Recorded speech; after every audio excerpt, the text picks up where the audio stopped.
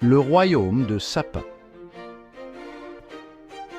Un lieu empreint de magie et de mystère. Ce royaume, caché au cœur d'une forêt enchantée, est un endroit où les légendes prennent vie et où les rêves deviennent réalité. Les arbres anciens murmurent des secrets oubliés et les rivières chantent des mélodies envoûtantes. Les habitants de ce royaume vivent en harmonie avec la magie qui les entoure, utilisant leur pouvoir pour le bien de tous. Au cœur de ce royaume se dresse l'Académie Xyrus, une école de magie, la meilleure du royaume. Cette académie majestueuse, avec ses tours imposantes et ses jardins luxuriants, est un lieu où les jeunes esprits viennent pour apprendre les arts mystiques. Les professeurs, des mages expérimentés, partagent leur sagesse et leur connaissance avec les étudiants, les guidant sur le chemin de la maîtrise de la magie. Xyrus, c'est bien plus qu'une simple école, c'est un symbole, un espoir pour l'avenir. C'est un phare de lumière dans un monde parfois obscur, un endroit où les rêves des jeunes mages peuvent devenir réalité. Les étudiants de Xyrus sont formés non seulement à la magie, mais aussi à la responsabilité et à l'éthique, car avec un grand pouvoir vient une grande responsabilité. Ici, les jeunes mages apprennent et grandissent. Ils se forgent une puissance nouvelle. Chaque jour, ils s'entraînent dans de vastes salles de pratique, perfectionnant leur sort et découvrant de nouvelles capacités. Les amitiés se forment, les rivalités naissent, et chaque étudiant trouve sa propre voie dans le monde magique. Les professeurs les encouragent à repousser leurs limites et à explorer les profondeurs de leur potentiel magique. Arthur, un jeune garçon, se tient devant ces portes imposantes. Il est nerveux, excité. Pour lui, c'est un rêve qui se réalise. Depuis son enfance, il a entendu des histoires sur l'Académie Xyrus et les grands mages qui y ont étudié. Maintenant, il est là, prêt à commencer son propre voyage. Il sait que ce ne sera pas facile, mais il est déterminé à prouver sa valeur et à devenir un grand mage. C'est le début d'un nouveau chapitre. Le soleil se lève sur le village médiéval, symbolisant un nouveau départ pour Arthur et tous les nouveaux étudiants de l'Académie Xyrus. Ils sont sur le point de découvrir un monde de possibilités infinies, où la magie et l'aventure les attendent à chaque coin de rue. Leurs histoires ne font que commencer, et le royaume de Sapin les accueille à bras ouverts, prêt à les voir grandir et s'épanouir. Arthur pénètre dans le bureau. La directrice Cynthia l'attend, assise derrière un grand bureau en bois massif. La pièce est ornée de tableaux anciens et de bibliothèques remplies de livres épais. L'atmosphère est solennelle, presque intimidante. Son regard est perçant, intense. Elle semble pouvoir lire dans les pensées d'Arthur, décelant chaque émotion, chaque hésitation. Arthur se sent soudainement minuscule. Il n'a jamais été dans une situation aussi formelle, et il sent le poids de l'autorité de Cynthia peser sur ses épaules. « Bonjour », dit Cynthia d'une voix calme et posée. Sa voix contraste avec l'intensité de son regard, apportant une touche de douceur à l'atmosphère tendue. Arthur répond par un murmure confus. Il n'est pas sûr de ce qu'il doit dire ou faire. Ses mains tremblent légèrement alors qu'il essaie de trouver ses mots. Il ne comprend pas les coutumes, les formalités. Tout cela est nouveau pour lui, et il se sent perdu dans ce monde de protocoles et de règles non écrites. Cynthia le fixe du regard, attendant une réaction. Elle sait que ce moment est crucial pour Arthur, un test de son adaptation et de sa capacité à naviguer dans cet environnement exigeant. Elle attend patiemment, lui donnant l'espace pour rassembler son courage et répondre de manière appropriée.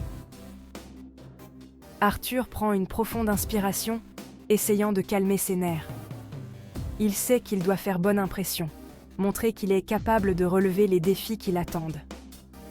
Cynthia hoche légèrement la tête, reconnaissant l'effort d'Arthur.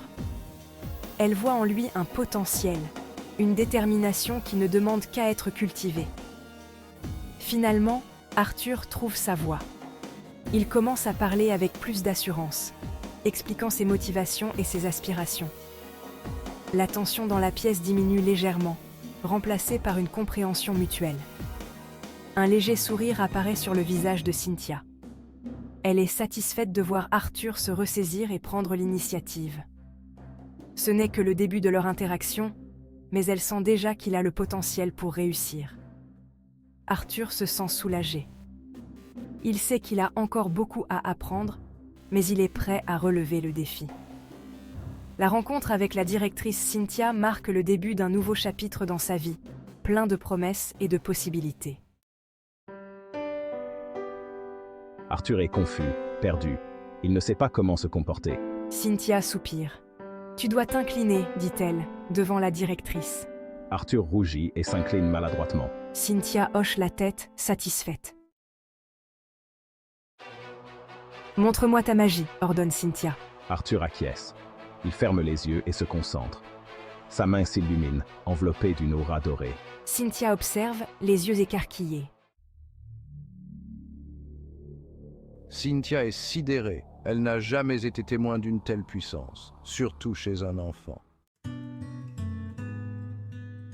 Incroyable, murmure Cynthia, reprenant ses esprits. Tu es spécial, Arthur. Il le sait, il l'a toujours su. L'Académie Xyrus ouvre ses portes à Arthur. Un monde nouveau s'offre à lui, rempli d'opportunités infinies. Il va apprendre, grandir, devenir fort. Des étudiants passent, le regardant et chuchotant entre eux. Arthur ressent leur curiosité. 8e chapitre, le poids du destin. Dans ce chapitre, nous explorons les défis et les responsabilités qui accompagnent un grand pouvoir. L'histoire d'Arthur est celle d'un jeune homme qui découvre son destin et les lourdes charges qu'il doit porter. Arthur est différent, spécial. Depuis son enfance, il a toujours senti qu'il était destiné à quelque chose de grand, quelque chose qui dépasserait les limites de l'ordinaire. Il en a la certitude. Chaque rêve, chaque vision qu'il a eue, lui a montré des fragments de ce qu'il pourrait devenir. Il sait qu'il a un rôle crucial à jouer dans le monde. Mais avec le pouvoir vient la responsabilité. Arthur comprend que ses dons ne sont pas seulement pour lui-même, mais pour protéger et guider ceux qui l'entourent. Il a un destin, une mission qui pourrait changer le cours de l'histoire. Il doit naviguer à travers les défis et les choix difficiles pour accomplir ce qui lui est destiné. Il doit devenir plus fort pour protéger ceux qui lui sont chers. Chaque jour, il s'entraîne, perfectionne ses compétences et se prépare pour les batailles à venir. Arthur sait que le chemin sera long et ardu, mais il est prêt à tout sacrifier pour ceux qu'il aime. 9e chapitre, l'Académie et l'avenir. L'Académie Xyrus est son nouveau foyer. Il va apprendre, s'entraîner, se faire des amis. Il n'est plus seul, il a trouvé sa place, son but. 10e chapitre, le début après la fin. Arthur regarde vers l'avenir, rempli d'espoir et de détermination. Ce n'est pas la fin, c'est le commencement. Le début après la fin. 11e chapitre, l'ascension d'Arthur. Arthur est prêt. Il va embrasser son destin, devenir le héros qu'il est censé être. Son ascension commence ici, à l'Académie Xyrus. Le monde entier retiendra son nom.